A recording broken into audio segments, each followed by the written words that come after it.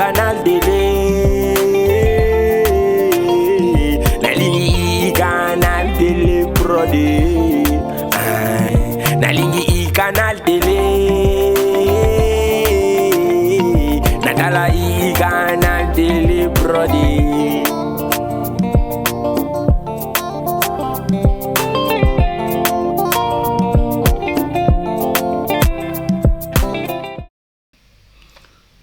Bonsoir Bandeko, Balandi à plein feu, émission Nabino, il y a débat libre, ça Nabino toujours que Awande, émission Nabino Mounene à politique, on a eu canal télé, né Angoyo, et puis Toyaka, na débat, ba réflexion libre, comme tout le débat, ils allaient par rapport toujours à l'actualité, n'est bon moni wana que Toti Kali, les lois encore une fois, na kati actualité, oyo Congolais nyonso le loi yebi, na kati ya Congo le loi actualité, mon côté, et leki, di kambo munene oyo komela ki mboka na biso, mona mboka Chérubin, Okende, mukonzi munene na kati ya mboka na biso, ancien ministre, et puis porte-parole, il y a parti politique ensemble, biso moko toyokaki tomoni ba image na médias sociaux ndenge ndeko na biso wana ba battre ye ba assassiner ye toyebite mutu nyonso azopesa version na ye tozoyeba te ezali nini ndeko na biso Okende asalaki exactement nini po amériter kaka liwa que solution musu ezalaki te ye il fallait ka liwa. Alors que Toebi, monsieur Okende, azaki pendant mutumo conflictuel te, abanda musala na ye, ceux qui na OCC, et puis Amati, à côté de la société civile, société civile on des mémis sur la politique. Toyoka e pendant te, ba Congolais certainement belé, ba ebi ka na liwa na yao, ba Congolais belé, ba ebi ka na liwa na ye. Mais ndeska toye lisusu, to essayer ko réfléchir.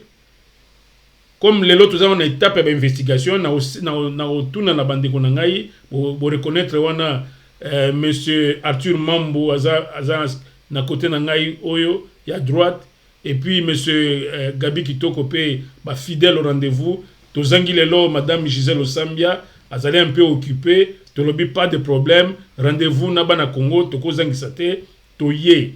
Alors na kolinga pour lelo congolais nyonso azali na pointe actualité. Congolais nyonso azolinga yeba likambo yo to komi wapi na olinga na tuna peut-être na kende pe et pas monsieur Arthur Mambo na tuna yeso qui actualité asuka oya yo qui na niveau ba enquête sur assassinat monsieur Chérubin Okende et logo nini oyo qui selon ba connexion na yo monsieur Arthur Mambo. Bon, sur le plan il y a enquête. Elle a au moins exaté. Ah, c'est que je crois dans l'enquête. Non, elle a au moins exaté. Parce que ce qui est là, qui on aurait quand même eu Babylone, on se souvient de l'arrestation. Tout bateau, on se souvient bazo sala na ba service et mingi balinga baza la soit balongoli bango déjà. To bakangi bango parce que yebani nango. Bato basala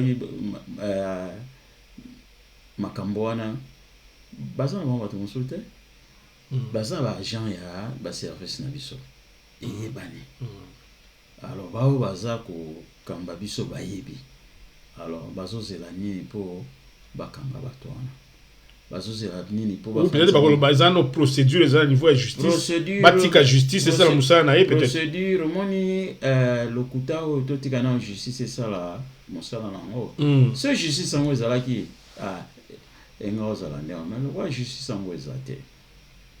On a connu de cas et belé au namboka na biso mo pena ke soit bakangi mototo so motasa eloko ni nango bo sutu kaka bo lobi na tongo abimi lobi na tongo ba yokani so ndenge no pe ba yokana omona batike.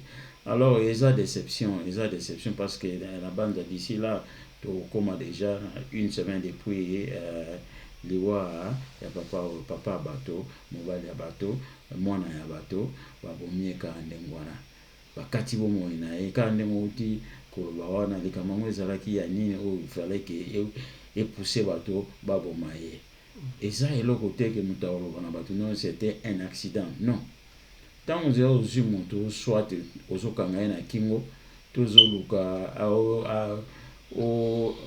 arrêté ye apema ye baboke ozoluka déjà koboma ye donc eza un accident te eza déjà eloko mo ezalaki prémédité eloko ala ngena babanano ne bandeli ya masolo na biso yango wana voilà et puis monsieur Gabi Kitoko yo pe olandaki actualité na semaine oyo depuis dernière émission na biso ti lelo élément nini yango yo au glané par rapport ya ba enquête o izo salema ou yo pe ozo croire na ba enquête yango te ou bien parce que lui même ba service belge payé et tout mais je crois il y a lieu à croire un peu mais dernière information nini yo oyeli biso na plateau nango. Oui, merci mingi pour pesanga sur le bas de Coveron. En fait, awa tozana choate même ceux qui justice ezana pokoso matoi miso ya ba congolais ezali que justice il faut esalema pona liwa ya ministre honoraire Cheribe Okende. Oyo toyoki na semaine tozoyoka collectif ya ba avocat ya chauffeur na garde corps ya nani bazo senga ke bazala accès na ba client na bango oyo jusque là baza ko koloba na cour constitutionnelle les autres obstruction tozo comprendre te pona nini mais nano ba pesi biso te comment ba belge ba osenga baya comment bazo travailler to yebi kaka ke ba avocat même avocat ya Moei Cheribe Okende oyo asengaki ke il a fallu quand même pona impartialité que bato oyo ya cour constitutionnelle oyo bazaki impliqué il fallait quand même batia bango à côté que ba accéder à nani c'est-à-dire que je crois que au basis balobaka baza juste na procédure to boya ko constituer ba dossier pour que e banda toza ko espérer très bien que gouvernement mboka na mokonzi mboka ba ko s'impliquer réellement pour que vérité eye bana. Bon, to tikoyoka wana monsieur Arthur Mambo oyoki Gabi Kitoko ndenge auti koloba ke to nini population congolaise ezela ba enquête mais yo tayi ko exclure possibilité ya justice na biso ozomona ke justice na biso ozana expérience ebele que et ça la kamusala na été mais est-ce que ozo continuer à insister que il n'y a rien à attendre na justice oyo bon ceux qui en côté donc on goloba que non ndeko na biso Cheribe Okende akeka bo ofele to ko ba vérité te eloko nini esali ke naloba ndenge wana na cour constitutionnelle bajuge oyo baza wana baza bato bayebi mibeko okuti moto babeke moto oyo babomi ye akufi awa autopsie moko esalami te eloko moko te boyebi nanu te alors yo bandi déjà koloba ke non babetaki ye masasi tokuti munduki wana est-ce que lokola okuti arme esika wana arme wana nde moto babomie na moto bolingolo wana bato ke amibomie moko parce que eza na ba hypothèse eza moi mingi wana avant ye o aza juge ya monene na odute na ngana ba capacité na yete mais et ça le wana ezala te. On a connu des enquêtes sur la mana, comme on a vitesse, à vitesse en ya fusée, et ça la bon côté. Enquête au monde, quand ils ont peut-être que va ça il a encore l'écolo, au monde a pensa, et ça enquête mon le lot sur pena avocat mon et ma casse avocat international et vous allez détruire à la minute, parce que akufi ok akufi na nini autopsie esalemi nano te est-ce que akufaki kaka place wana alors quelqu'un qui avance babiloko ok tant baye kokuta ye bakuti motuka na ye nini moteur eza en marche papa moteur yango ezalaki en marche ye afrenaki mpo atelema place wana ndenge nini dérapage nini yango esalamaki na motuka tomona ta trace moto babeti masasi yazalaki na kiti ya chauffeur ou bien na kiti ya passager tomoni afandi na kiti ya chauffeur osoka avant liboso baya basala ba déclaration il fallait bafanda na onye baloba kutu eloko moko te baya te koluka kopesa ba explication non ça dit so babike moto wana yaki place boye et que à partir ya esika wana déjà bango babandi kopesa ba réponse ya enquête donc on va bien en obstruction il y a ba enquête déjà parce que normalement ben na mboko ko eza pourquoi pas ça déjà moi idée na ba enquêteur na mboko eza sérieux okoko tia maloba na monoko ya ba enquêteur te et surtout vu position na bango biso moto yebi mboko na biso etambola ndeni c'est conférence de presse wana ezalaki malvenu kaka après incident bino boza enquêteur te boza peut-être cour constitutionnel ata soki événement esalangi pa na bango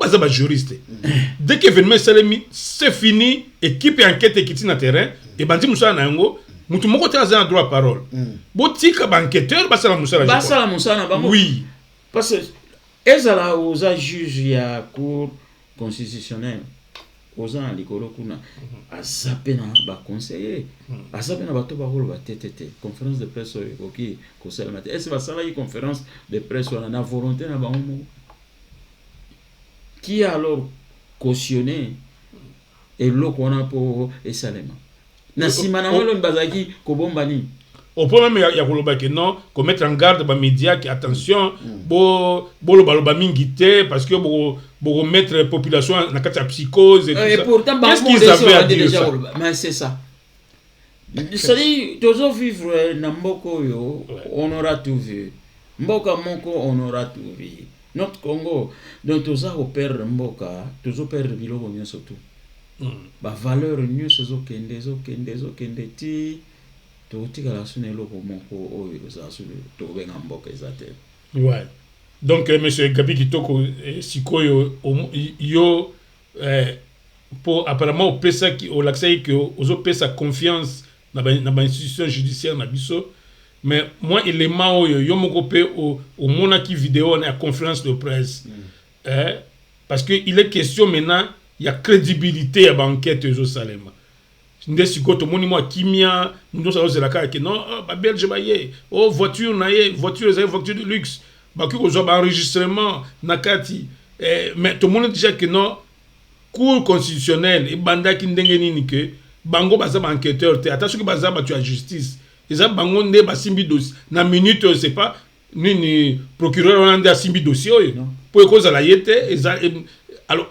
ozo mon que déjà mais c'était mal parti. Est-ce que les Congolais faut vraiment passer la confiance à la banquette aux Salema ou il faut peut-être autre chose, il fallait mobiliser peut-être d'autres enquêteurs en dehors du Congo pour vraiment vérité avec tous les risques que on risque de ne jamais savoir comment assassiner M. Chérubin Salmaki.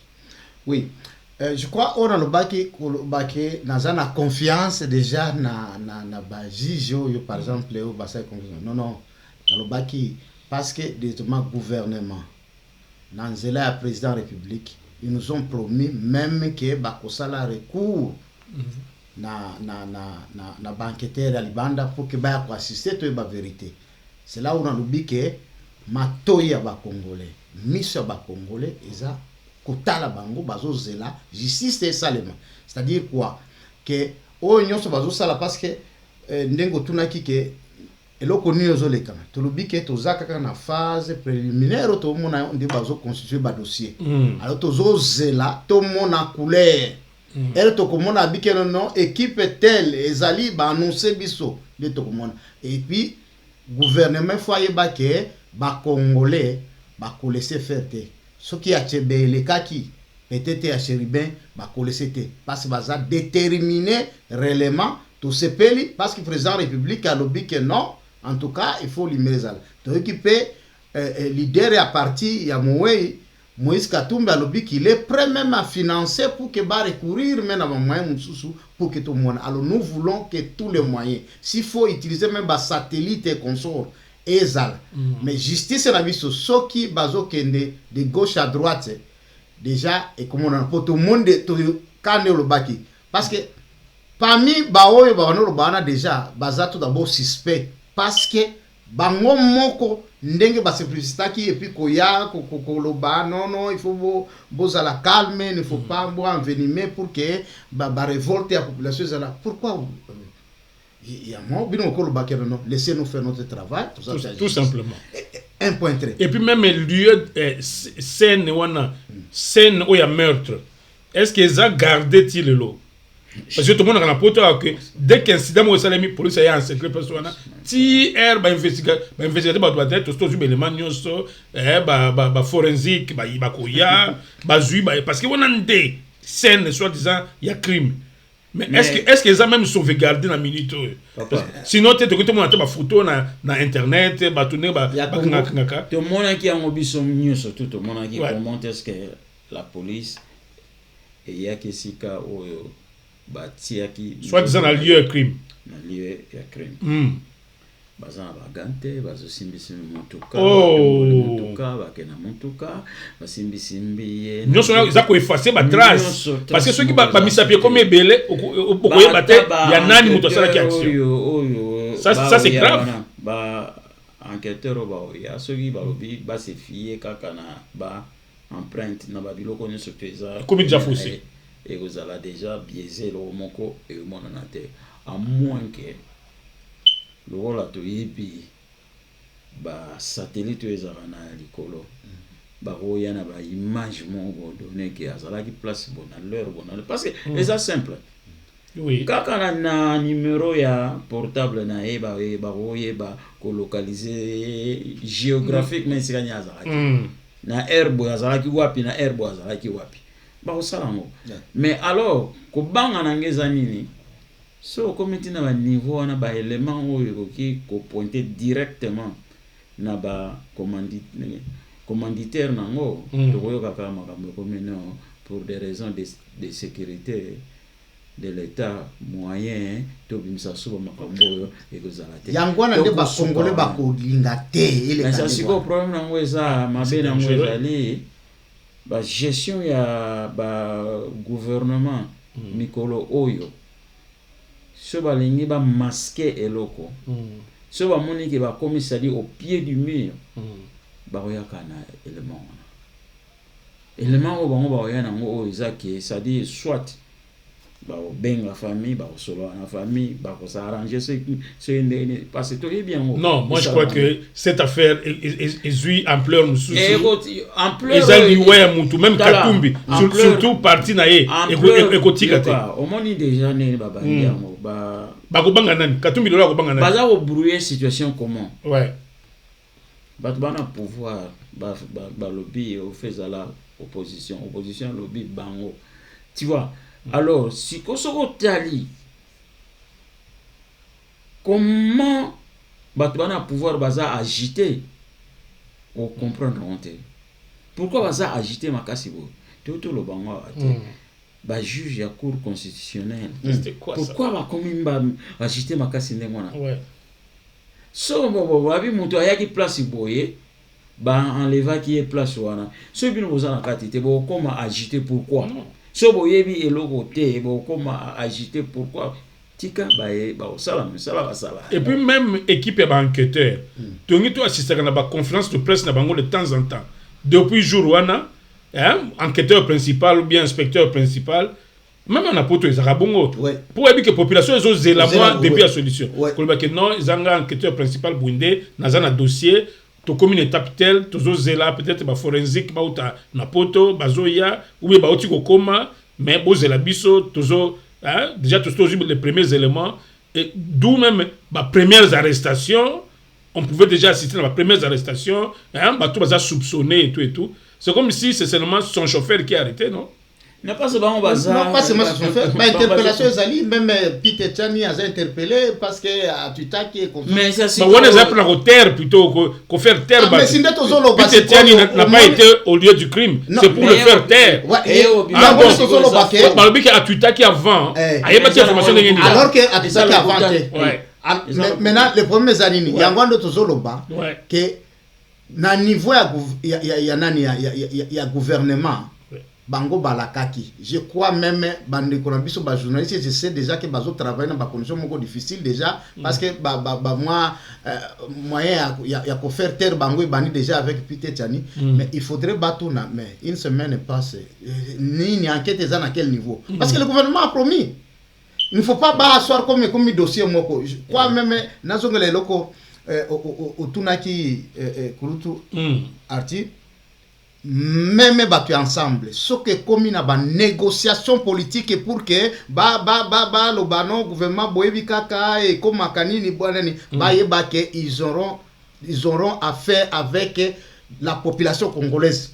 Il faudrait que les souka et comme négociation te mort ya seribo kende et comme négociation na bango te que bon ça va tout ça pour que ba kende na ba namuzu trobi et ça la bango anine bazara déterminer que peuple congolais ayeba qui a assassiné Seribo Kende.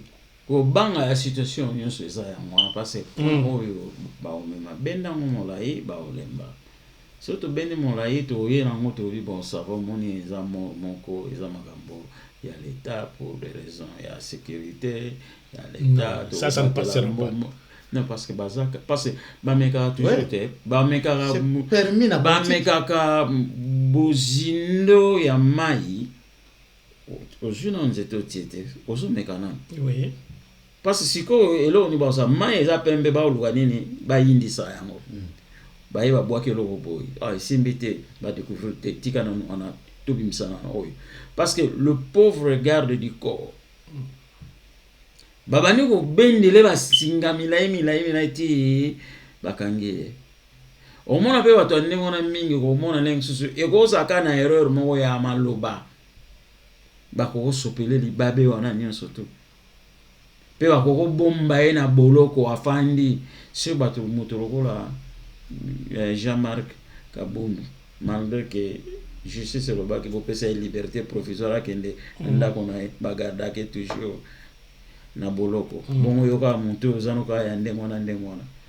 oui mais si ko nani monsieur Gabi Kitoko a autant ko toucher point que na niveau de classe politique en tout cas selon certaines sources bazolo ba que liwa ya Cherubin Okende ezakaka eza comme to constater que sont ezali seulement l'un des éléments oyo côté à opposition n'est pas mekaki na ba voix nyonso pour obtenir quelque chose que non s'asseoir na président de la République ce qui est élection organiser ensemble réformer nini CNI mais moni que président de la République alingue le moté c'est que bazoni ngaba pousser que afanda na bango est-ce que bozomona ça dit ko fanda na bango zali ko banda négociation moko bayoka na ne serait-ce pour na ba élection on ezali possibilité moko mususu ko bazolo ba que non il faut que bafanda na négociation ba côté na transition et tout ça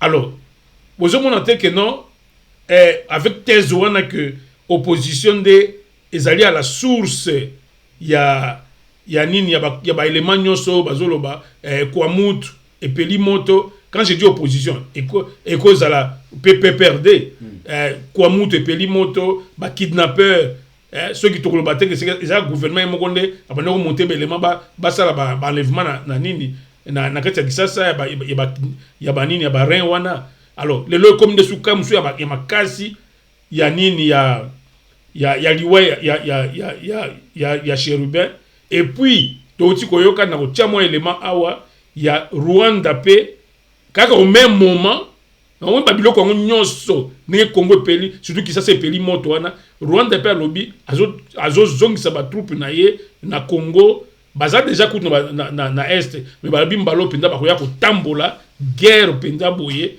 po ba découdre na force na biso bon nyonso wana nde oyabi eza opposition nde azalaki na nsima bi faut tosala baaction ya minene po epousse Tshisekedi afanda na biso tosolola. Alors bomoni que possibilité ezali mikolo oyo toyoka ke bon ce que Tshisekedi amoni ki akomi acculé andima bafanda et puis makambo oyo mpe esukaka na niveau ya banégociation. Oui, pour ya répondre na ligne na loba tout d'abord, je ne suis pas d'avis que opposition nde par exemple est montée que non tout ça là oyo babiloko kwa mutu ou bien par exemple mort ya Chéribin et comment non, je crois parce qu'en politique tout est permis, oui. On peut profiter na mort wana na crise wana pour que basi koyo ko banosa nani. Vous vous rappelez Nathan ya Zaïre avec Lititi Mboka. Et ça a l'occasion na CNS pour que Baïsa Mobutu dans le cas contraire partout et bande tirer na Europe Lititi Mboka ba envenimé. Bien que Ezaki Bango tende bazaki responsable à Lititi Mboka même ba salaki maintenant non j'ai entendu l'effet Nguza Kalibone non charnier donc na politique va profiter kana occasion mais il ngelo bateke bango nde baza derrière parce que ya kwa mutu tokenda ka musika ndeni tolanda ka biso nyonso kwa mutu déjà ngolo bakeza Tshisekedi moko nde bado bomba to komu non eza ka Tshisekedi ba yebi donc gouvernement e yebi esika eutaki po batu ya kwa crise ya kwa mutu bango moko bayaki kolekana na public na émission ya masolo na député et puis bakangaki pe batu lelo quelques batu bazali wana balobaki crise bimaki wapi nani nde nani mais baboy ko pointer biso nani yango azaki à l'origine na yango non babandaki koloba wana babandaki koloba makambo ya kingakati makambo nini tout ça makambo ya bangombe euta balobaki yango na kati voilà groupe ya Mobondo ndi Mobondo balobaki même ngangakisi na bango balobaki pourquoi tozo défendre balingo pesa mabele na batu mususu aloke biso tozana tozosaka bilanga biso apamba balingi balongola biso banani yango ande na pesa bango kisa babe bolingi boye banani sikoyo ba mususu ane ko sala pression bazaki na bazalaki soutenir naki mais pourquoi notre gouvernement ne prend pas ses responsabilités en main? Malobi akangaki quelques bateaux non mais c'est-à-dire ayebi banani va responsable alors il faut pas que kolati sa opposition prison opposition ko profiter na wana et lobi non boza irresponsable to nito mona clair batu na biso donc ngolo ba ke elo force moko politique ya Congo izaki derrière te pour la situation ya Kwamutu par exemple mais baso tanga kingakati c'est nana azana kingakati ça peut perdre non siko ozui kingakati ozui siko pe nani Kagame alingati ya ba troupe ne ozomo te que y a une relation là-bas que les ba action moko coordonné même oyo ya kwa mutu mais zombie wana oyo président apesa ki yeso ki yake nous ala médiateur ya Mobondo na bateki mais alobaki abike no to ezo ya na Brazzaville bana bazana Brazzaville abi ezali na Maluku côté ya Brazzaville bana basombaki nani basombaki mabele kuna mais pourquoi Rwanda mais pourquoi tozo boya ko citer bato baza ko s'attaquer mais justement monsieur Arthur mais ozomona te que non biloko nyonso tozo vivre bien sûr liwa ya monsieur Chérubin nde susu e comme loko ya munene mingi mais congolais belé avant Chérubin Congolais musu kufi mingi parce que Chérubin azali un grand profil azalaki ministre liwana ko le kaboité c'est pour moniteur zo fande langwawa poto e batina na ba enquête zo salema mais Congolais neti monsieur Chérubin kufi belé alors to bonika concours de circonstances nde to moni me kuna na Kwamutu to moni na Kisasa ba enlèvement bana na bane ozoma ba kidnap ba boma bango Koboma, est-ce que c'est là qui politique il y a terre brûlée que tout ça la politique a terre brûlée tout déstabiliser Tshisekedi pour azala obligé à benga biso tout ça la dialogue. Moni oza et puis Kagame pas au côté après qu'on a dit que celui Kagame a bandi Tshisekedi est obligé à benga batuner boya en tout cela. Bon côté. Nazo comme mingi. Oui. Tshisekedi na bato bazana opposition ba ebani le lote. Ba ebani kala. Bah, fanda ba solo là n'importe quand n'importe comment alors sika Tshisekedi ya yebi moko pouvoir ngo ya yeza ya ndenge nini pouvoir ngo ya bato bazana opposition pe ba yebi na yebi te so ba luka po baboma bato comme ça bon nde bafanda basolola moni ba discours politicien oyo montaza konyokoma ngo eza le peuple congolais.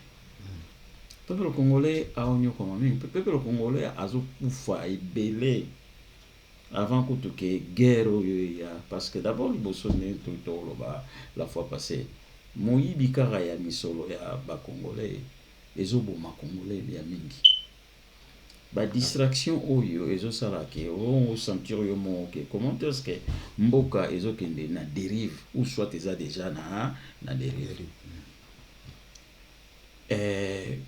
bato baza na pouvoir na banda soki le kambaboye esalemi oleba kende na nzela ya ba accusation il faut bafanda na onien bat zwana mituna bango batia na se batala na babi mais oza mboka na biso akufia za congolais toko solo ondene eza pena bato musu baza o soit ata baza na pouvoir o to baza na opposition sina ndako ya Chérubin bakenda pe balia pe fufu esika mona e tu vois yele lo akei babumi ele babumi ona mais eze loko eza ba commanditaire ya eloko bazali bon mo ba ebi basi nos services bato babumi baza basoda comme na comprendre te un individu qui a joué basoda ya république pe bakende basala likambo yaza nango posa olé à défendre la nation mais ba militaire ya biso baza utilisé comme ba tueur pour na satisfaire mutumo boto batumo bodonner. Oui, mais c'est là tout le problème. C'est pourquoi question dans les dit na niveau concours de circonstances. Comment tu commis pratiquement à 6 mois des élections mais ndé to mandi koyoka kwa mutu epeli qui ça epeli na ba kidnappeur ndekona biso Chérubin okende babomie et puis Kagame alobi azoya na ba troupe na Congo.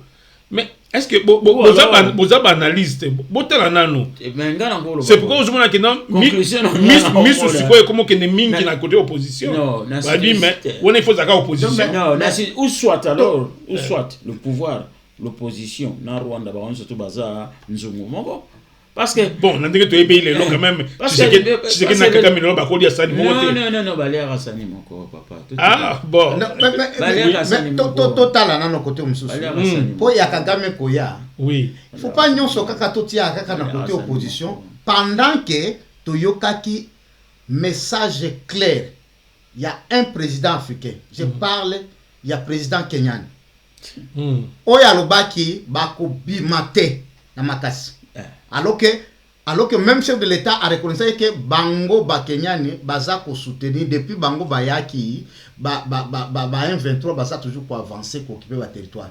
Mais ce qui Kagame lelo alobi ki aza ko avancer c'est que aza na appui même à côté na aza ka calme c'est quoi amoni que non ndenge makelele ye kune pa Bango tant oyo ngape na tout à côté na bousculer côté nyonso aza stable. Et l'ingelo bateka que non baza nan est-ce que M23 elongwa est-ce que parce que ça bango baronde bazana mboka miso bandaka basa toujours bazana mboka na mais déclaration alors na kolinga mingi to kana déclaration oyo parce que eloko yo nga na yo kaki yango mais na lobaki mais qu'est-ce qui se passe biloko nyonso quoi au même moment Kagame pe kuna pe atelemi awa pe awa ndenge to banalo ba kinga kati telema kina kwa mutu et puis c'est pourquoi je montre que parti moko etikaka ensemble.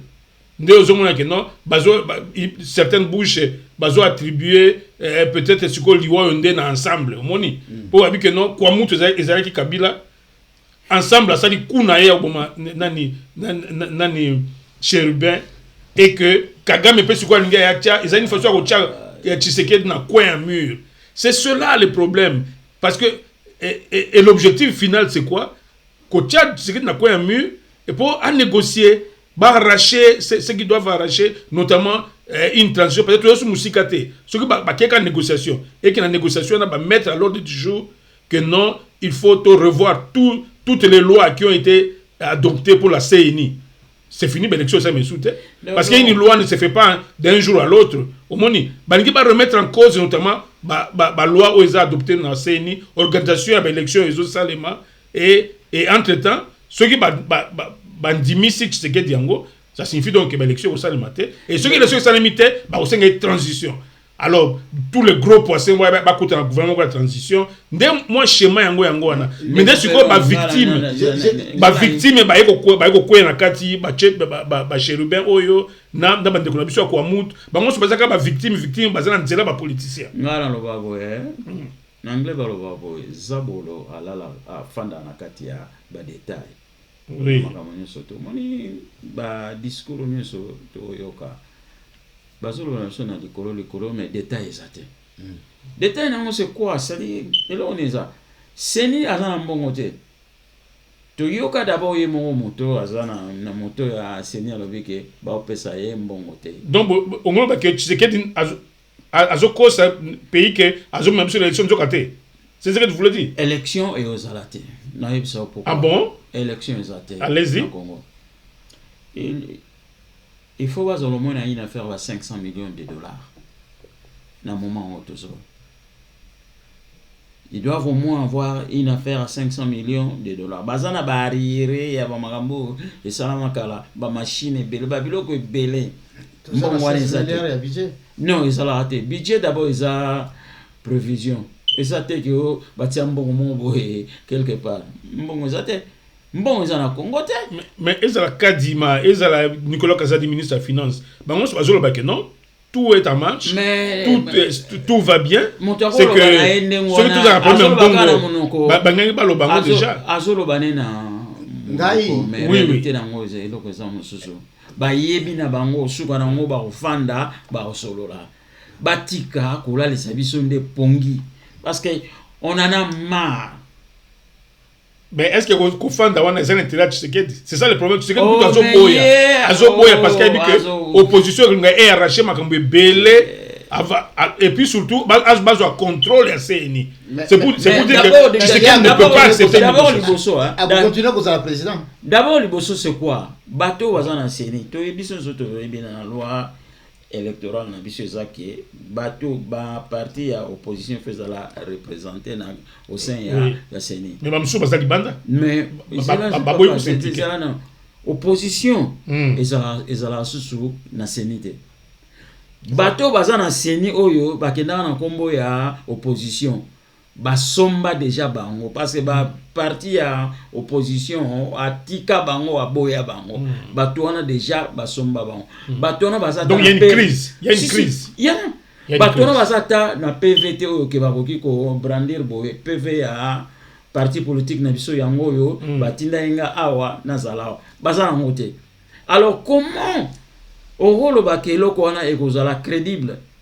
D'abord tous un problème il y a affiché ba carte de lecteur et bimina noté ba carte o déjà o bato o sala ba enrôlement na yoki kamo ya moto mo abina bomba ya ngona ndako na tambola na ngona mte ya sika na ke bona tala boy elongi nanga ebunga kombo nanga ebunga. Donc il y a des problèmes techniques comme ça. Problème technique.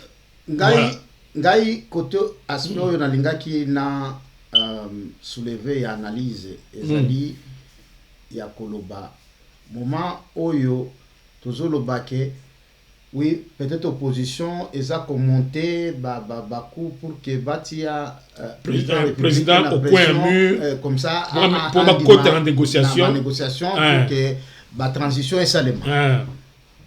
Donc je crois très bien que rôle ya ba politique nyonso ezalaka toujours trouver des moyens comment bloquer l'adversaire pour que c'est ça la politique d'ailleurs. To zalaki déjà annoncé dans un moment électoral et puis opposition se préparaki. Mais comment aussi le gouvernement s'est comporté parce que surtout ça analyse tout le monde analyse ba marche kaka liboso ya nani ya opposition.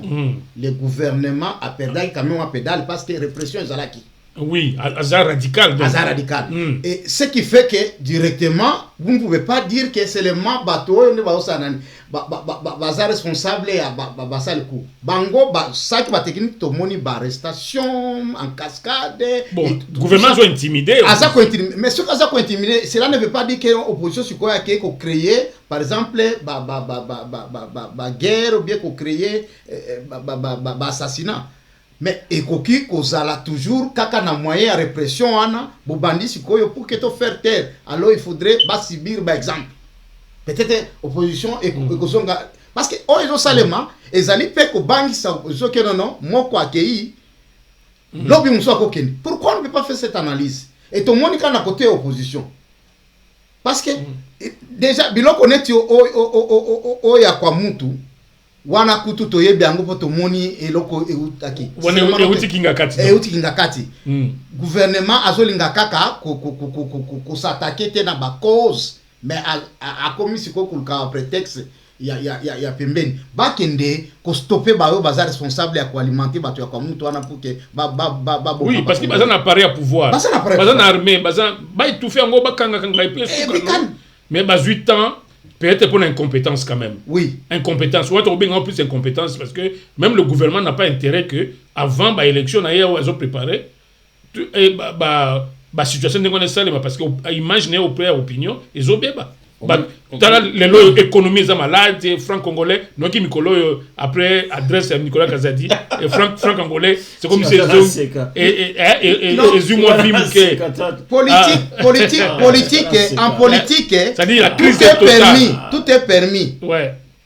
Même le fait que le gouvernement a tapé te esika kwa mutu zona peut-être azolinga na moi confusion na poa yepe a brandi que non opposition acte opposition d'azo sama kamboy pour que babel nan mutu moko te asi a gagner ba élection donc même mais moi tu sais que dans un mandat naé a encore légal jusque là mais ils ont poussé que mandat date il y a décembre les cas pour comme illégitime. Alors, on a dit comment bitumba penza entre bango politique. Non mais les la technique même qui vous dit aussi que le gouvernement a prêt pour qu'il y ait une élection. Vous êtes sûr? Non, à moins qu'il y ait déjà, il y a des azana mitema ba Congolais, il y a déjà qui va gagner. Et ça la toujours moment dire, c'est-à-dire gouvernement yepé à côté ka ba moi désordre pour que permettre à lo ba oh non parce que bazo tia désordre ba opposition pendant qu'il y a yebi banan bazo tia désordre. Alors nous devons faire attention. Mais analyse yo saliwana. Oui. Gouvernement a tout intérêt à ça la forcing. Ou yebi que Kadima azali ndenge bazo pesa biso za ngaza parti journaliste na ko attribuer était que monsieur Kadimaza pro pouvoir. Alors il bango basi bazui mutu la bango à la tête ya CNI boye et puis basi ba placer ba nango na CNI au ba organiser l'élection. Est-ce que ce même gouvernement a intérêt que l'élection est ça le matin?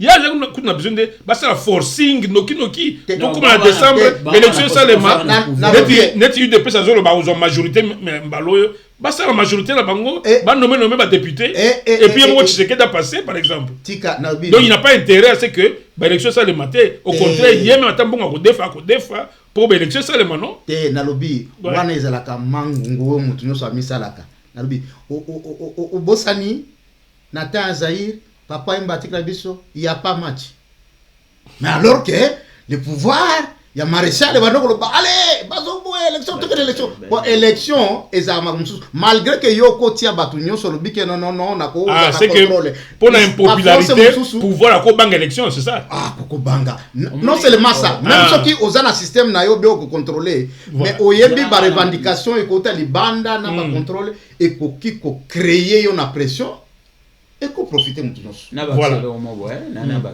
oui ce qui le loyo bateau bana pouvoir soi-disant ils a pouvoir il y a UDPS so UDPS yo ezala ki ne pena to yebela UDPS bana kala UDPS alanga ça la plateforme électorale na moto monte UDPS alanga za yemoko mais vite ça faible ça c'est vrai vraiment ça c'est vrai ils peuvent parler seuls aux alors narratif mongo eza ko ba mikolo eza mingi eza omoni batu ya la union sacrée parce que nous sommes UDPS parce que acronyme il y a UDPS. Auprès il y a peuple. Image comme Mabé. Image ça déjà il y a Mabé.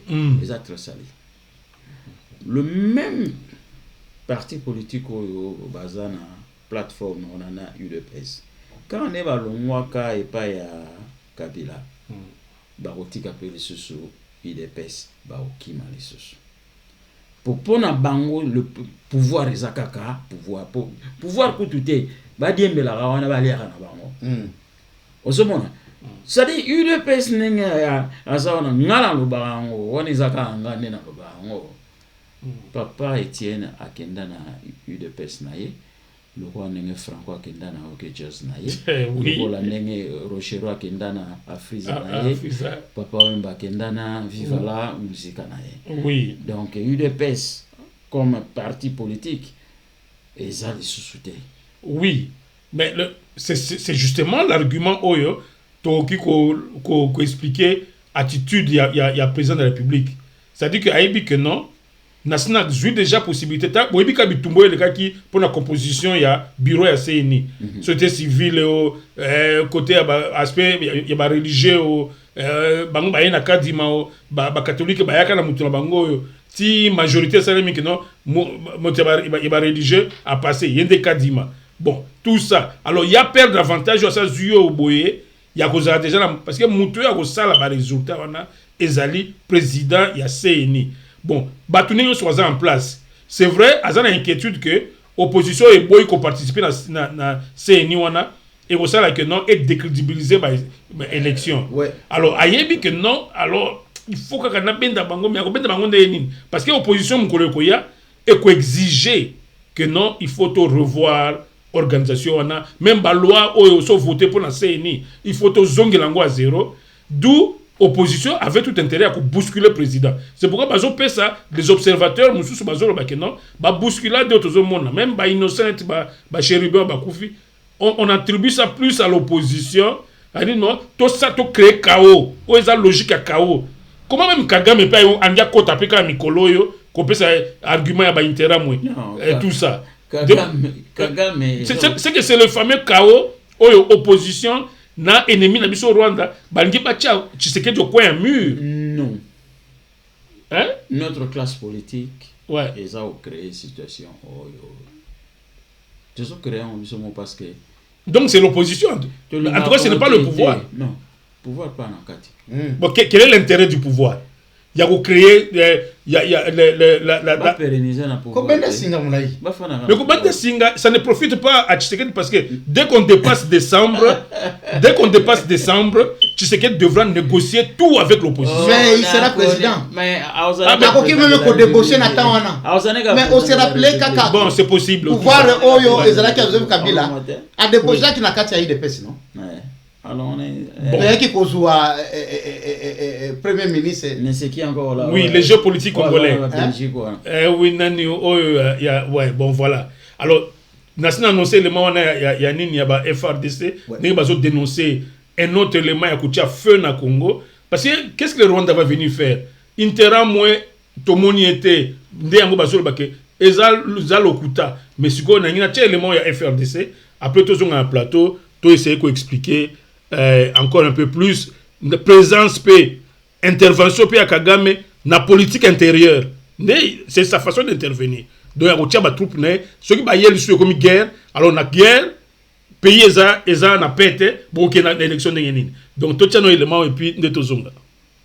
Les forces armées de la République démocratique du Congo portent à la connaissance de l'opinion tant nationale qu'internationale que, dans un communiqué diffusé ce 18 juillet 2023 par Kigali, le gouvernement rwandais s'apprête à envoyer ses troupes sur le territoire congolais. Selon les autorités rwandaises, l'incursion ainsi annoncée serait justifiée par l'imminence d'une attaque supposée des FDLR Foka contre le Rwanda à partir du territoire congolais. Face à ce fallacieux prétexte, les forces armées de la République démocratique du Congo déclarent qu'il s'agit d'une fuite en avant destinée à préparer l'opinion et admettre et comprendre. Face à ce fallacieux prétexte, les forces armées de la République démocratique du Congo déclarent qu'il s'agit d'une fuite en avant destinée à préparer l'opinion à admettre et comprendre la commission par les forces de défense du Rwanda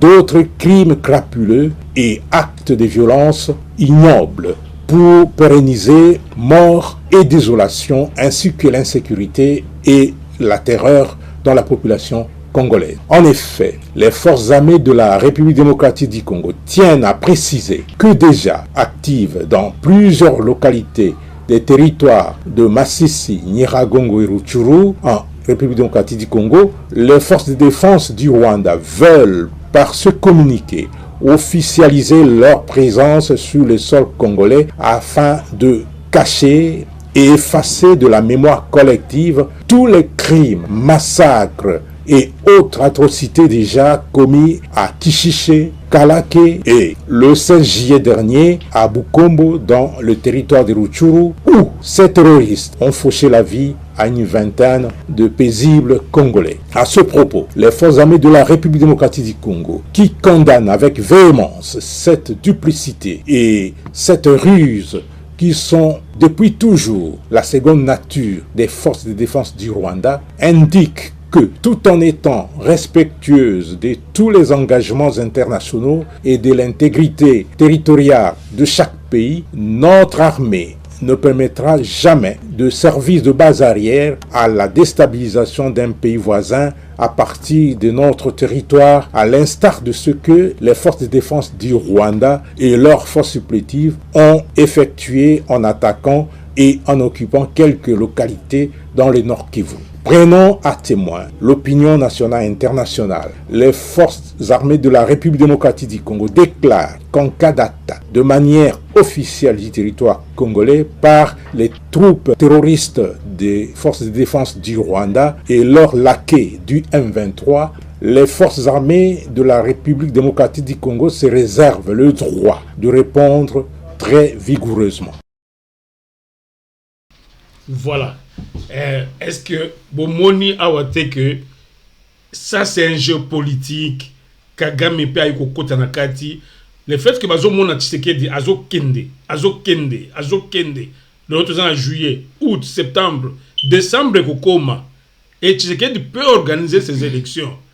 Alors ndeba moni que non opposition le fait que zo kokaete parce que opposition kwa mutu esalemi amate kwa mutu. Moi, comme moto, kiti moi moto. Le loba kidnappeur et kiti moi moto. Mais, dossier est tellement mouké ondé, ya chérubin. C'est pourquoi moi, je suis est-ce que ça opposition est dans la logique, n'a pas de feu, ndé a kebo melabso chérubin, bon, tu vas filmer en wawate. Mais, ndé Kagame a lobi non. Oyo ngapina zo a raison à créer front mususu. Parce que, M23 bazan la bango. Mais, on a créé front mususu, yabitumba penda bo to kota yabitumba pendant 6 mois itikali pour que l'élection soit impossible dans le Congo. Pour ce qu'on a dit que non, on est en train de pousser Tshisekedi vers la négociation justement. Oui. N'ingina répondre. N'ingina décrit ni wana. Pour ce qu'on a dit que c'est une façon de pousser Tshisekedi qui refuse de négocier malgré d'abord le fait que l'opposition est celle qui pression. Boy qui participer à CNI.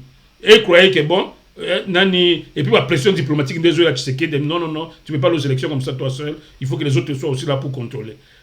Et tout ça, mais tu sais que dans autres fléchir kate.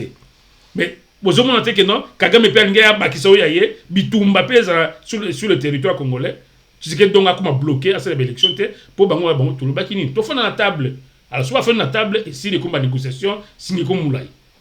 Oui, Nalingi, awa, tout ça l'analyse. Oyo tozotala wapi saswe bandaki na niveau tokomi na bon moment ya ba élection na mboka na biso parce que tokoki kotala kate que opposition nde akome ko pousser sikoyo Kagame pour que asala biso bitumba pour n'écouter ni mbala moko non parce que tozala toujours en bitumba Kagame akomata toujours atika ko stopper te awa peut-être nani à tout moment menace ezalaka ya Rwanda à récupérer Goma à tout moment tozala menace wana C'est-à-dire que Rwanda atika jamais mais enlevé Ekitaki avec l'accord au président Signaki pour je suis il y a Nairobi, il y a Luanda, c'est comme si ils sont en cours d'ailleurs. C'est pourquoi le mec Kenya Dengue Bazali Bazali cadre la position à Nairobi. Oui. Alors, au moins moi calme quand même côté moi c'est le feu. Non. Même ceux qui aiment 23 ils sont en Congo, mais c'est ça c'est le feu le lot. Non, pour moi mais Kagame a ressuscité from Susu. Non, pour moi. Ouais. Ezalaka tactique ya guerre.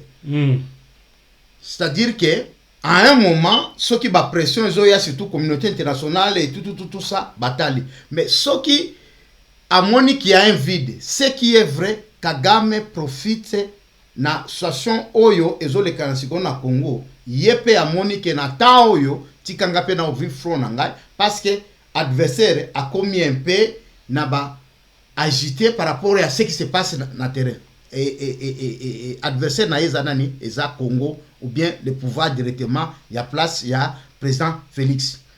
Mais ko mélanger oui, on ne peut pas aussi parce que ça mettre à l'écart qu'il peut y avoir quelques individus ou soit même dans l'opposition ou même dans le pouvoir ou na connexion na Rwanda. Ça, ce n'est pas exclu. Ou même au niveau de l'armée ou même au niveau de service de sécurité et renseignement, bakoza na connexion na Rwanda. Bazalaka déjà parce que tu combien même à niveau armé bando isabiso ke batumo bazana kati ya makambo nyonso et que n'est pas ennemi. Alors totia kaka teke non ezali opposition ndaza responsable mais opposition yep aza ko sala bakalki na a profiter à monique donc l'opposant donc c'est le pouvoir en place baza sikoyo un peu kubenda côté Rwanda zo crier côté yo mort ya Cheribe et nani c'est le moment biso ko connait fort pour que pouvoir accéder à trembler exact calcul politique ou même pouvoir en place au bazali une opposition ils occupaient tout. Mais c'est quoi mon calcul politique pour que de wapi et même à Congo wapi et même à processus électoral wapi. Mais processus électoral tolobi totali il dépêche la une opposition babane ko tindika kaka pour que pouvoir akende aya na table a comment kokunani c'est-à-dire ezaka calculer à l'éloté tout le bataille ezaka calculer à la technique déjà et la congolais nyonso ayebi yango ezaka policier nyonso tout comme peut pouvoir yepé akokipe kolinga moi des ordres profiter pour que ala sango opposition donc ezaka ba technique oye bandi l'éloté to yebina pouvoir même intimidation chef de l'état je m'attaquerai tout ça et pour intimider opposition donc ezali toujours ba technique to yebi ezaka politique mais eloko eza important ce qui pouvoir aza déterminé kokene na élection il faudrait et pas naé à convaincre beaucoup plus population ya kolakisa kiretement que ba élection yo e kozala libre et transparente parce que avec déjà ba intimidation aux populations France mususu zo mona keno on dirait pouvoir sikoyo a commis qu'on monter pour que muto afungula mon côté même ba carte d'électeur bazoloba ce ba carte d'électeur ezabla comment qu'on voter ba ko identifier ndeni alors il faudrait quand même c'est ni ba organiser biloko wana pour que élection et que bien.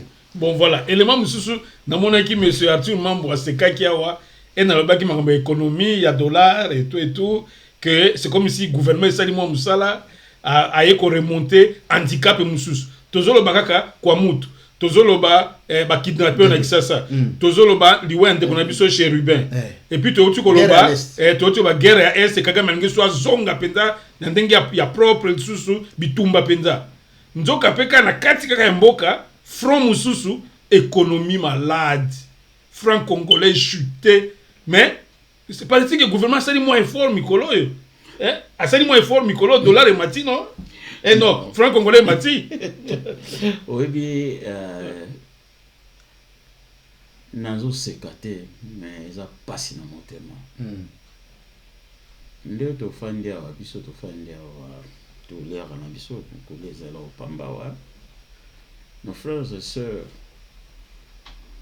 ba parents na biso belé na Congo kolia oyo les locaux ya pasi les soins médicaux koloba kotote esika ya kofanda kolala eza ya pasi quand quelqu'un wa yebi na ye na motemo ya ye na éviter so bon bazara na Congo ya bango ya Gombe parce que moi mais tozana ba genre ya ba congolais mosusu oyo bazara ya Gombe wana ba o baliaka mbongo ya gouvernement bazara na Congo ya bango na le reste ya bato mosusu. Oui. Effort moko ezana ngote wana ezakaka bilobela mwanza. Non, parce que bazo tchengo que ils ont encore opposition de alinga utiliser faiblesse et économie wana pour ils ont pression sur le pouvoir. C'est-à-dire yo zana pouvoir. Ozana ba élément mieux surtout. Oyebi comment est-ce que otombola nkita ya mboka na yo. Ozana ba élément mieux surtout ko loba ke non ça va na zo mona situation za boye. Et là on est fona ça là pour que mon bongo ekotaka. Toyebi yango biso nyonso to pe bango bayebi yango mbongo na bakesi ya leta ya congolais ezokota sote ezokota pena ni sote mbongo zate kasi ni yango opposition na lingo okota na kati analyse politique. Non, opposition na ningo opposition nga récupérer la situation catastrophique économique surtout à récupérer la situation.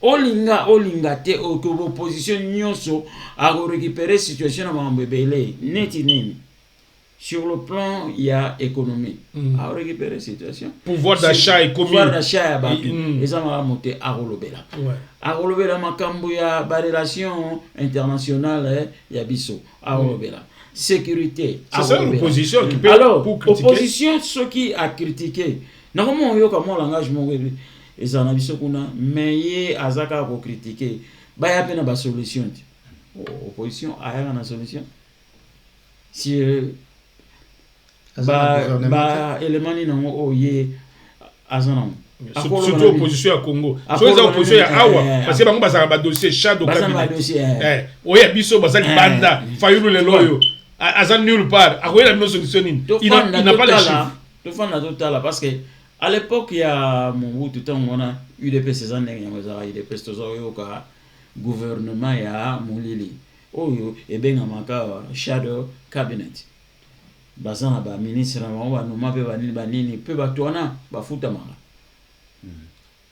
maka na leta pour l'état zo mbongo apesi bango bafuta maka basala misala pona bien-être ya population na mboka. Et pas la mission biloko wana ezate notre opposition tona bato waza na pouvoir na koya na pouvoir tona lukana na kangamaka kuna po na lea. Tu vois la politique ya mabumu na bango nde ewesala ke mboka za ko avancer te ceux ba critiquer bato waza na pouvoir musana bango c'est quoi yoka kende bofana na mbota ese makamo bango balobi eza ya solo alors so bango baye balobi likambo yo yesu ko luki okosa lisusu parce que loko ya mbongo et mati par quel miracle. Non, c'est-à-dire que par les mécanismes économiques, Nicolas Kassadi a expliqué qu'il y a une intervention télévisée, il y a un ministre de la communication, a expliqué que... Caméra wangana, alobi na batolobi ke, na loba na bino nini ke soki nga na komi na poste wana, nini omata. Non, bon, on est qui il n'avait aucun élément. Sur base de quoi il a déclaré. Les alliés du populisme. Oui. Parce que, ces gens doivent cesser de s'accuser mutuellement. Ils doivent cesser. Non, vous devez comprendre la période électorale, c'est une période très décisive aux en pouvoir, aux en opposition. Comme M. Katumbi qui est là. Katumbi veut à tout prix être élu en décembre. Par exemple. Alors, pour qu'il soit élu, Nassé ya Tshisekedi, Katumbi ne sera pas élu. Alors, il faut mettre les ingrédients en place pour que ça précieux par Tshisekedi, soit à s'asseoir dans Bango. C'est pourquoi va déserter CNI. Va déserter d'abord CNI. Et puis, va profiter que l'économie au marché. Alors, va ça la marche, va étouffer Bango dans la marche. Et tout ça. Kagame perd le lobby, bon, gapi no tchaba troupe nangai. Et tout ça. C'est bon, on a analysé que non. Est-ce que c'est normal que le lobby Congo et se retrouve dans ma négociation politique? D'abord, parce que est-ce qu'on a besoin de négociations politiques aujourd'hui? D'abord, nalina lo papo Oui. existence ya CNI eza déjà oyebisa biso ke makambo na biso ezalaka bien te na mboka nyonso oyo mboka oyo eza na démocratie oyo etambola bien hein élection ezalaka organisée par le ministère de l'Intérieur. Bon, ça a été un consensus, même dans le pays africain. Il Non, crée une organisation indépendante pour organiser.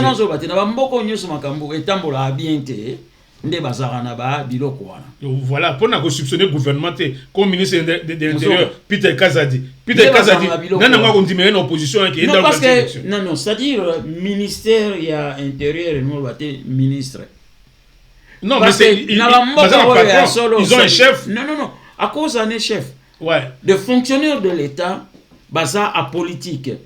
Il faut tout le monde comme un niveau où un fonctionnaire de l'État. Ça c'est un vœu, au Congo, le ministre de l'Intérieur contrôle du premier huissier jusqu'au secrétaire général. Alors, on ne cesserait jamais il y a un problème tant que Ozalaka.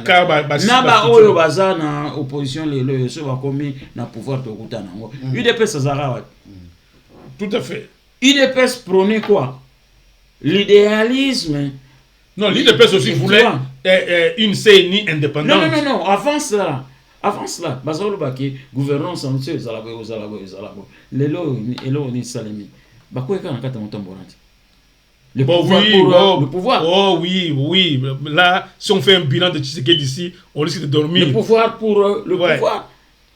Ouais. Parce que souci, il y a tout politique. So, vous voyez, la politique, c'est de mieux faire pour le bien-être de la population. C'est ça. Oui, mais quand ils arrivent sur place, il va changer. Raison pour laquelle. Ils ne font pas ce qu'ils devraient faire. Tu as commencé en 974 partis politiques. Bon, oui. Voilà. Alors, monsieur Kabi Kitoko, on s'achemine vers un peu la fin de cette émission, mais je voulais que tu tranches.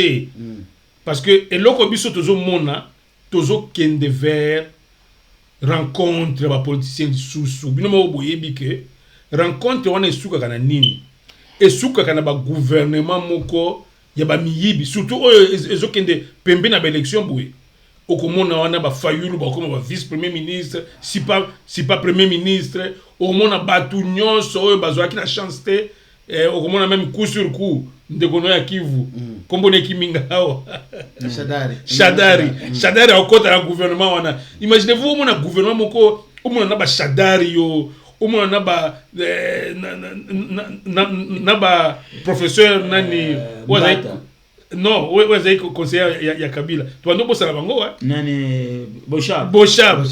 Imaginez-vous qu'on soit dans un gouvernement aujourd'hui oyo Tshisekedi abi bon boya to fanda et quoi coucher nini kana ba gouvernement ba genre wana. C'est bon dans le bi pour le bien du Congo. Biso tozali a tolingi Congo na biso. Est-ce que nous devons accepter ba bousculade de oyo parce que objectif à bousculade d'opposition ça là, ils allaient pour fan de sa président na bango na table moko et puis sur ba fan table moko, il faut y accoucher dans ba gouvernement wana, il faut ba revoir les choses et puis tout comment on a décembre élection ça limité transition dans sur 2 ans, ba 2 ans au fêlé président Tshisekedi a osepela na ye a 2 ans au fêlé nanu et puis a kobundana sous ça ka président et nyonso wana est-ce que biso en tant que peuple congolais il faut ton dima ba scénario oyo ezo leka ndes ka biso to nginanga na kundolango ke tozo mona na misu qui a un scénario pour pousser le pouvoir devant le feu qui s'allume au Congo, bah s'asseoir. Et ceux qui va s'asseoir, c'est fini. Tu continues sur le chaos socio-économique, n'importe qui va venir entrer au gouvernement, les non-élus vont entrer au gouvernement. Aspect on a dit dans le parce que il y a besoin d'encourager que le processus national est bon. Parce que seulement l'opposition veut être au pouvoir. Non, on a encouragé parce qu'il bénéficie à peuple. Voilà. Moi, je suis dans le cas du peuple. Ouais. Mais le problème est quoi? Responsabilité, mon aîné, ils ont incombé par pouvoir. Il y a des gouvernants.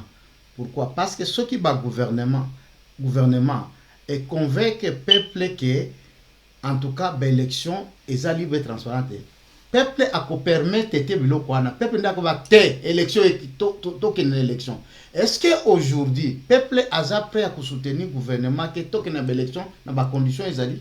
C'est ça le problème. Déjà peuple mo akufa nzala. Azo kufa nzala, non seulement ça, même préparatif seni bien sûr toza toujours na ba moyen logistique ils ont manqué toza ba pays ya Afrique mais tozo mona ba moi préliminaire ils ont convaincu peuple était alors peuple a soutenir même position que non ba bloquer quand même gouvernement à ça la moins mieux c'est là le problème mais ce qui réellement ba élection ils allaient préparer bien nandege po ya malamu ko lekeza la gâté.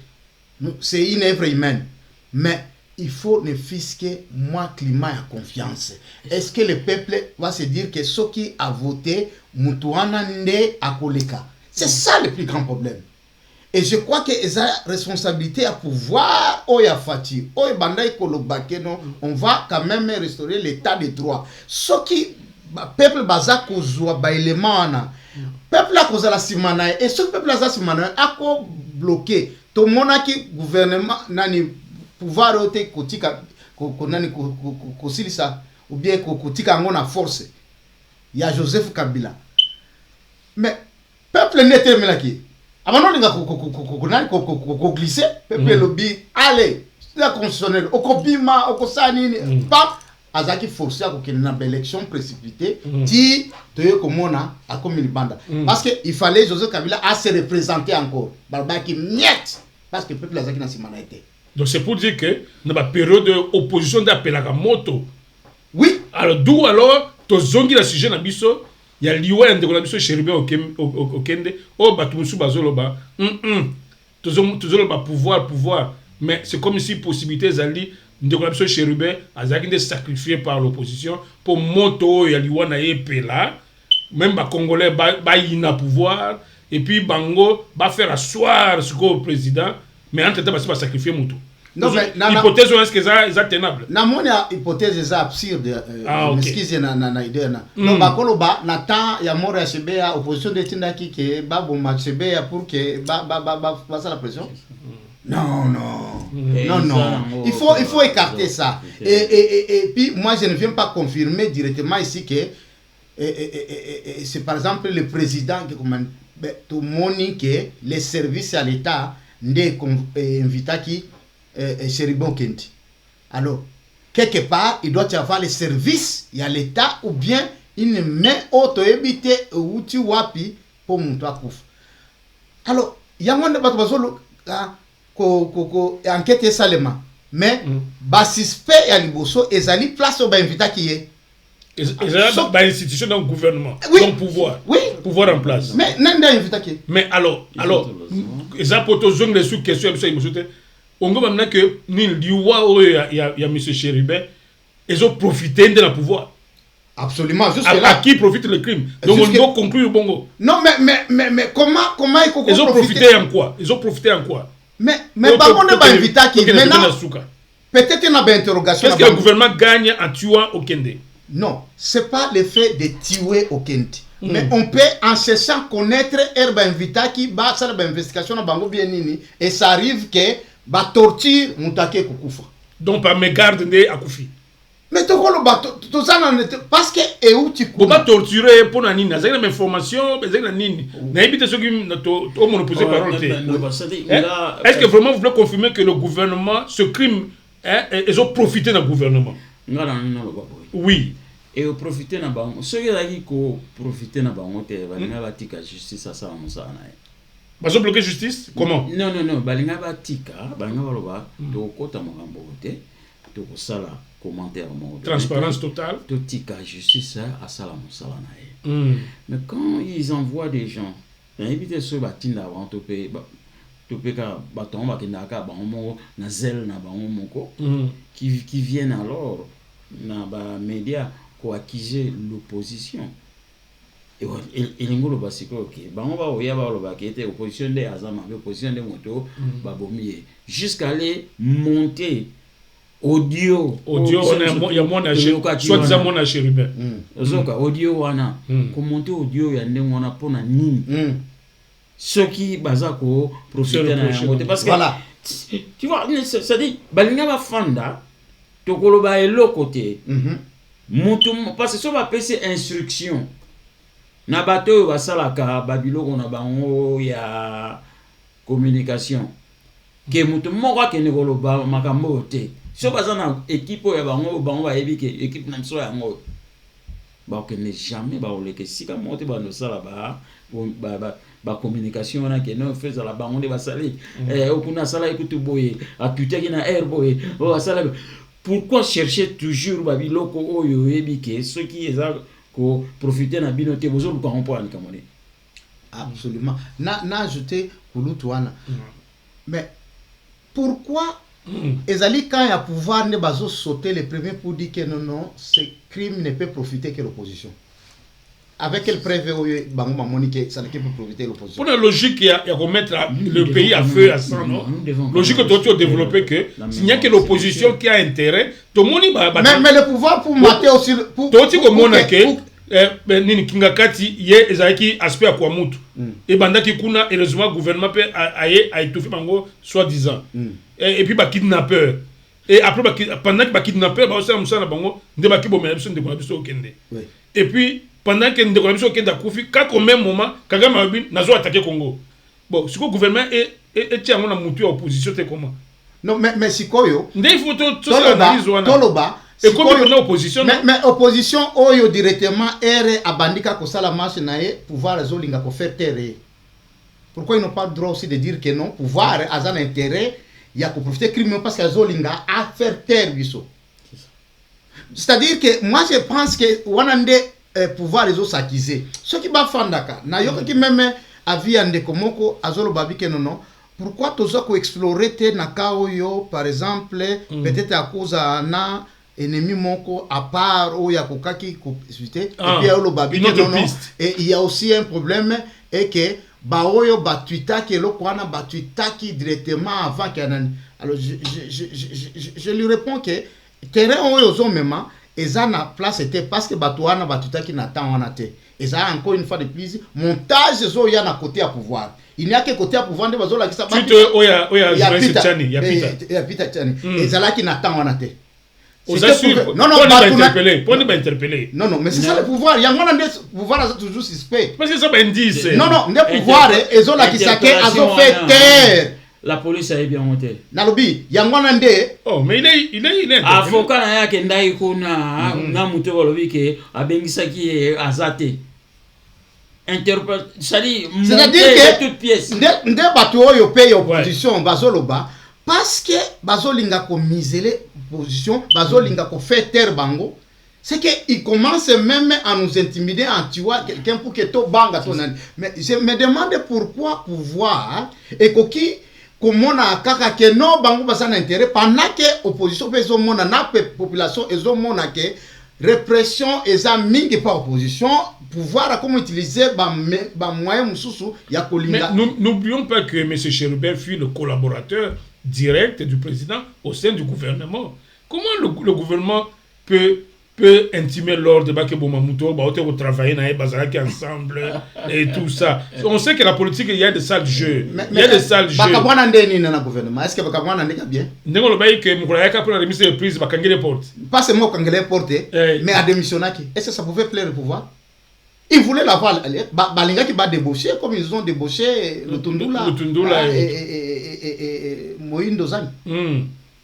C'est que directement, et pas à pouvoir, on dirait moi à trahir. Pourquoi ne pouvait pas rester avec nous? Comment on ne peut pas aussi analyser cet aspect-là de voir directement que même si ça ne vient pas directement, il y a tout autour, il y a cercle, il y a président.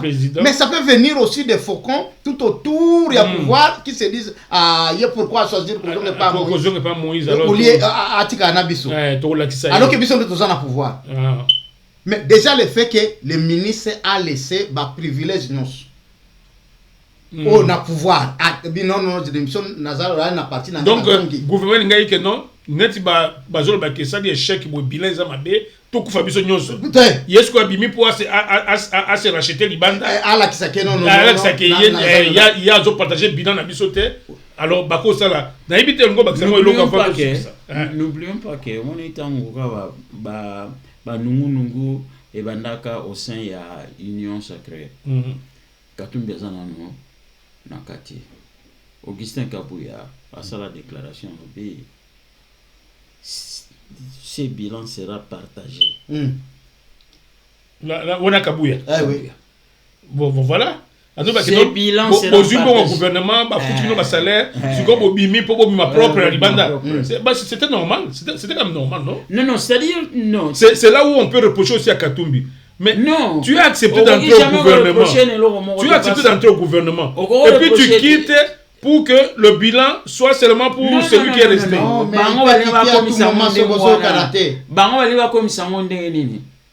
oyaki na gouvernement oyibaki misolo to okende to bato wana bazalaki nde kofutama ndenge efale ministre nyonso to afutama.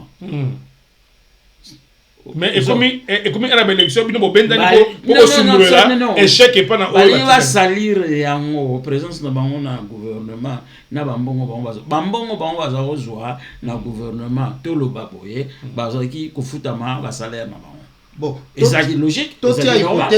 Non, mais ils ont travaillé au sein du gouvernement, ils ont posé des actions, ils devaient assumer. Oui. C'est-à-dire que normalement, Katumbi et son ensemble, on ne peut pas considérer que Baza parti à opposition.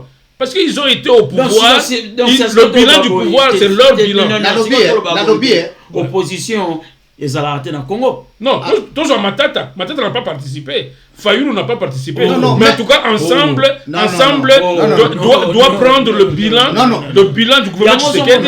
Non. Moi, je crois que c'est ça qui énerve même Batoyi de Pessabi. Batoyi Bazu, Balembo na gouvernement. Et puis c'est comme Babimi pour baser la propre. Non, le président, non, président, ndi attenda qui met Abiboya. Oui. Bon, il dit venons. C'est notre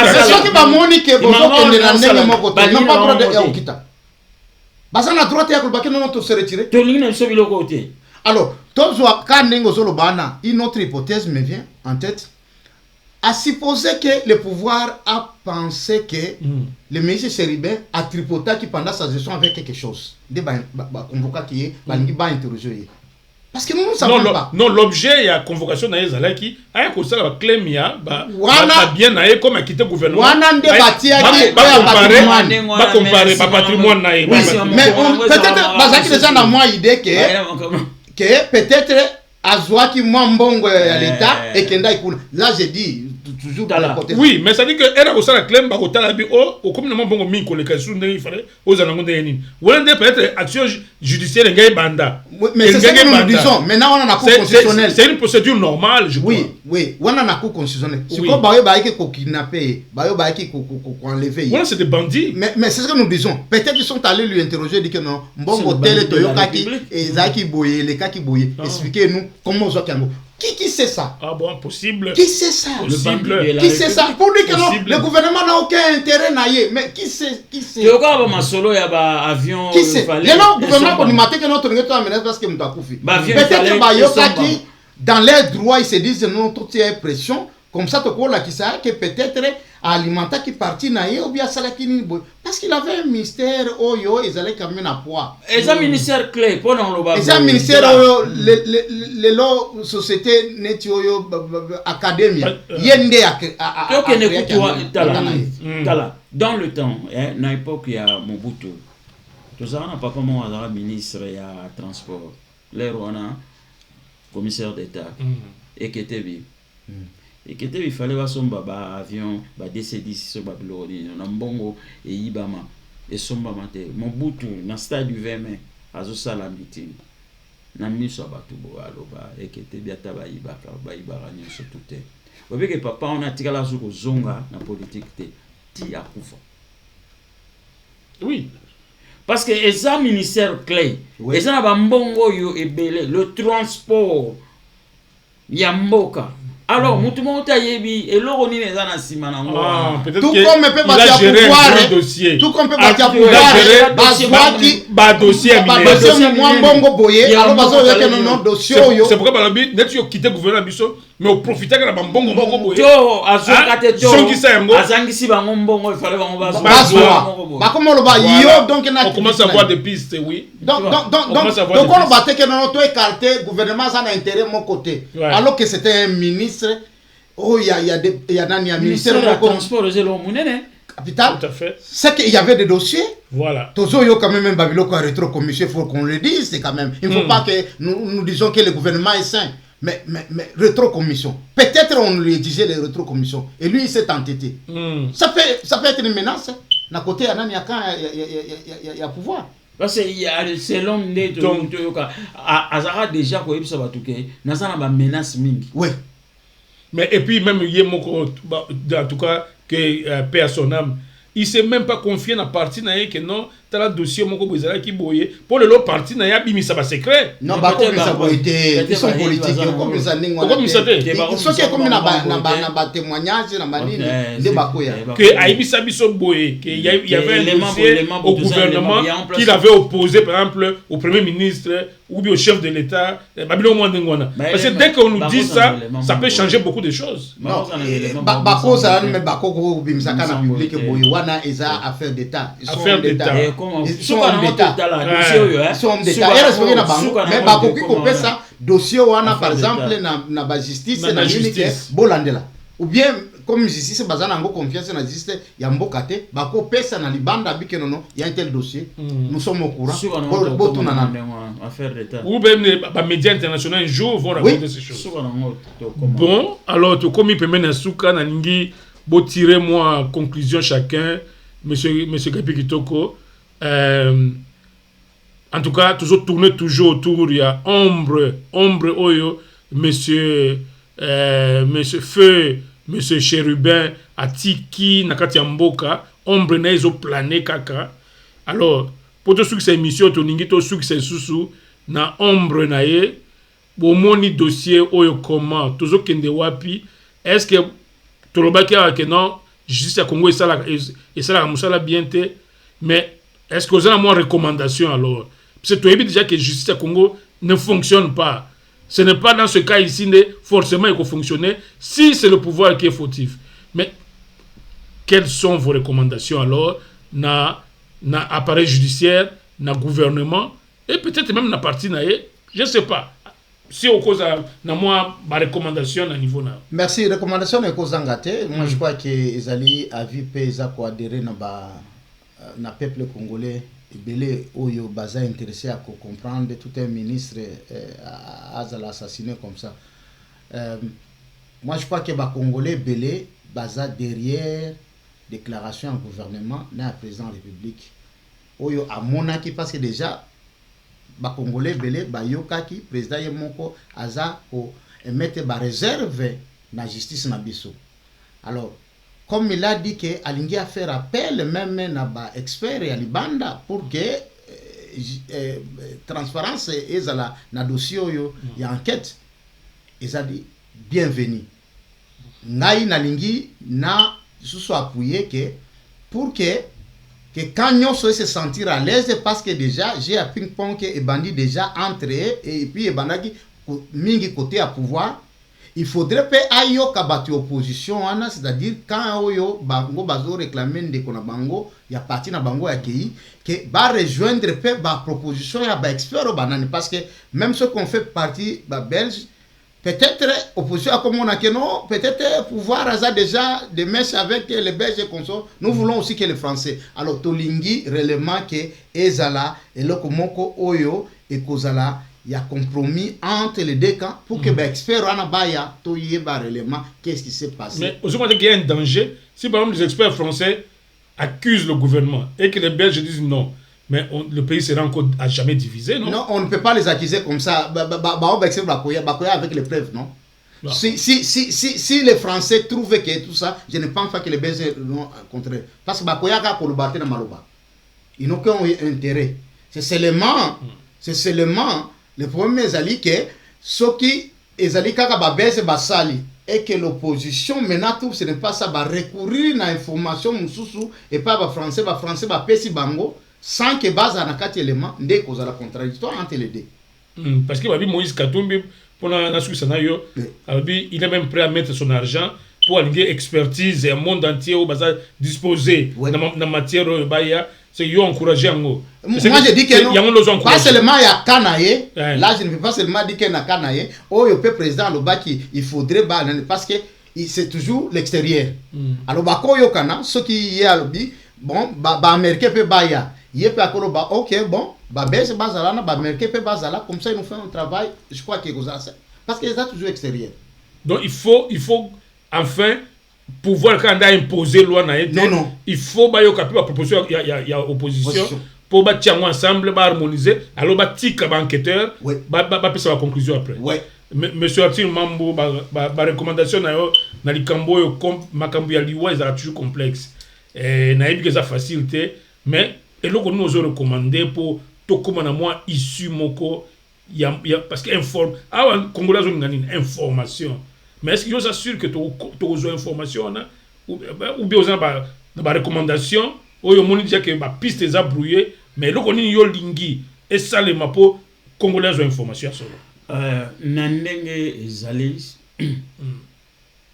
ba enquêteurs internationaux on a aussi ba yawa d'abord piste ça déjà brouillé à partir de votre basimba semaine zoto na basimba semaine na voiture ezaka clé loko on a forensique mais élément ezala ka moko élément ezaba oya nango élément ezala c'est-à-dire ba koya na ba vidéo na ba audio ya voiture ba oya nango donc ba oya na ba vidéo wana et le gouvernement a comme na pied du mur parce que c'est-à-dire tant aux ans gouvernement il faut protéger le peuple quelle que soit la nature ya makambo ba on va salaki ce qui gouvernement au nieu surtout kozala na pouvoir et faillir na mission na c'est ko faillir na lo mo ya makasi zo ba matière enquête non c'est-à-dire ndenge ya assassinat wana ndenge ça makona enquête ndenge ya ça tu comprends moment gouvernement année fautif té gouvernement c'est-à-dire à comment dirais-je là fautif pendant mais est-ce que le gouvernement est pour protéger bateau parce que comment voulez-vous la place rôle principal du gouvernement il y a pour protéger les Congolais et leurs biens comment voulez-vous la place locale là dans la cour constitutionnelle m'enlever mutu pe ba lo na biso que caméra za la wana te c'est la responsabilité du gouvernement. Le gouvernement peut être arrêté, peut être fautif pour ça, mais serait-ce pour ça seulement. Tout à fait. Alors, tant que là bango ba élément au pied du mur parce que c'est ce qui s'est passé dans likambo ya journaliste saoudien babomana ambassade d'Arabie saoudite na Turquie. Les Américains ba vidéo comme ça. Na kati ya ambassade avec satellite on peut retracer et puis na kati ya ambassade. Oui. Kaka na portable nenga na ngo na ba place na zala awa to mona soki ba télémission na mbila to bakangi moto na mbila eloko le so ba to nani numéro na yo pesa so numéro na yo ya téléphone. Oui. Ba ko localiser géographiquement. Ouais, tout à fait. Et si gani nango ozai alors soueza boy ba fanda ba sola. Ba accusation nyo surtout to yoka yoko yo et ça la bateau va s'allier mabe. Ceux qui basent na opposition bazongo bati le kola mesa. Et ça la bateau va s'allier mabe ceux qui basent na côté ya pouvoir bazo bati en kolo ya mesa. Congolais ba bango. Congolais ayeba. Voilà. Alors na toyebi nga na yebi na ngake ekoleka kana makambo ya secret d'état na olo bana bino bikambo o za moi pasné katumbi ya telemeli yango yo c'est possible eza la katumbi ba refaire voir ba bino mais yozo luka koma mukonzi na mboko ba devant ma dossier à vous. OK, donc la politique politicienne. C'est ça. OK, en tout cas merci beaucoup Bandeko Bolandi biso ndenge to tenter qu'on a quatre exercices difficiles oyo pour makambo ya banquette oyo eza makambo ba liwa banini même bango banquêteur ezwaka tant surtout au mona likambo oyo ba kozwa biso tant ba mois avant ba il biso conclusion et suka rapena mukusete à moins que zapne loko polele mais ce que ça loko gouvernement za ensima ou bien un parti mobinet ensemble boy ba koluka ka mutamto linga bomba ba évidence na ye et tout ça mais biso to meki na ndenge na biso parce que to lingi to contribuer na débat et tout ça to senga kaka apaisement na niveau à pouvoir ne to yoki ba confrère na biso baza na ba journaliste ya ensemble comme ba benga Tiani azaka plus à soutenir ensemble mais c'est quand même un journaliste il communique bon celui qui a communiqué qui yaza na kati ya piste ya koyeba vérité comment ya yeba ki likambo wana avant que eyebana c'est que comme piste ya munene mais soki eza bongo te batika ye a continuer osala mosala ya journaliste et que comme badeko bauti koproposer awa ke balingi bana Congo bakoma na information un jour bazwa yango eloko biso congolais akoboya nde esuka kaka na affaire d'état silence radio ou affaire d'état wana ezali d'abord famille ya monsieur Chérubin bazana besoin parce que mutu nyonso akufilaka mutu na ye eloko ekonsolaka ye ezalaka toujours bayeba mutu asalaki acte et puis bon peut-être so baza ba chrétien bako pardonner mais bayeba mutu et puis bayeba pourquoi bomaki nini mutu na bango. Il y a aussi la famille. Ce n'est pas seulement parce qu'il est Azaki ministre et soit affaire d'état. Azaki na famille, banana il faut bayeba histoire de papa bango ndenge sukaki. Donc il y a tout ça. En tout cas, en conclusion, to lingi dossier wana et avancer malamu. To kotika yango te awa, to bana kozongela yango timu kolo oyo ba komemela biso conclusion pour to examiner pe conclusion yango awa. Ce que zali oyo to monike ezo tenir debout. Bon, tokotika yango. Ce qui peut te montrer que tenir debout, en tout cas, tokotelemisa peuple congolais pour na olakisa que non, mboka na biso eza na besoin de changement éminent. En tout cas, yango wana na remercier bino ndenge boye ko participer sur une émission à pourquoi lelo. Alors nde tokutani kasi mbala ya sima vendredi prochain pour une émission sous plein feu, ba débat libre ndenge totiko sala. En tout cas, ndenge na lobika vendredi prochain pour la même émission plein feu. Merci beaucoup. Nalingi canal télé. Nalingi canal télé prodi. Nalingi canal télé. Nalingi canal télé prodi. Nalingi canal télé. Natala canal télé prodi.